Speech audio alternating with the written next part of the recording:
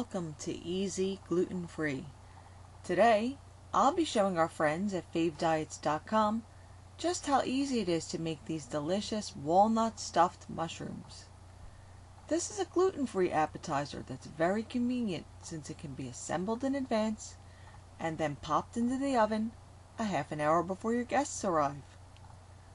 Alright, for this dish we'll need 12 Crimini mushrooms, 1/4 cup of olive oil, 1 clove of garlic, 1/2 cup of walnuts, 1 teaspoon of red pepper flakes, 1/4 cup of grated Pecorino Romano cheese, the zest of 1 lemon, 1 slice of gluten-free bread, 1 plum tomato, both finely diced, and about 1/4 cup of fresh basil leaves. Alright, preheat the oven to 375 degrees. Brush the mushrooms off with a paper towel and remove the stems with a gentle twisting motion. Use a teaspoon to scoop out the gills, and now they're ready to be stuffed. Okay, now to make the filling, add 1/4 cup of olive oil to a medium bowl.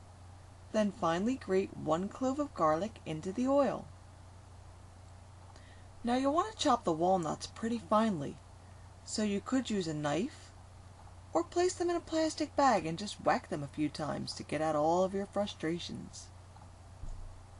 Then add them to the bowl.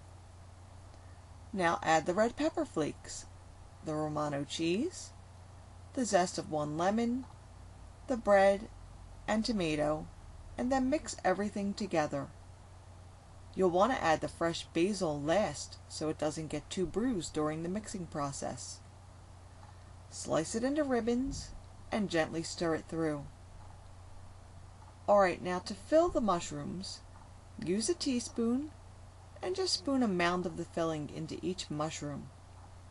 Then place them in a baking dish drizzled with olive oil, and once you have them all filled, bake them at 375 degrees for 25 minutes. Alright, now let's take a quick detour. The mushrooms I used today were a little bit smaller than the ones I usually find, so I had a bit of the filling left over. And here comes my lunch. I put a pot of water on the stove to cook a few ounces of gluten-free penne. Next, I sliced up all those mushroom stems and 1 serrano pepper. Then I began to saute them with some olive oil in a non-stick pan.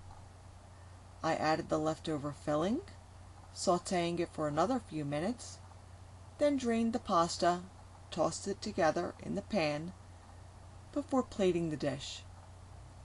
I added some grated cheese, a few ribbons of fresh basil, and had an awesome lunch.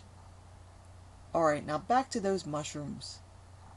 When they come out of the oven, let them cool for a few minutes. Then place them onto a serving plate and garnish with a few more ribbons of fresh basil. And there you have it, a delectable appetizer whether you're gluten-free or not. I hope that you'll give this one a try. And if you'd like to see the recipe in print, just visit my blog. And for more healthy recipes and tips for virtually any diet, visit my friends at favediets.com. See you again soon.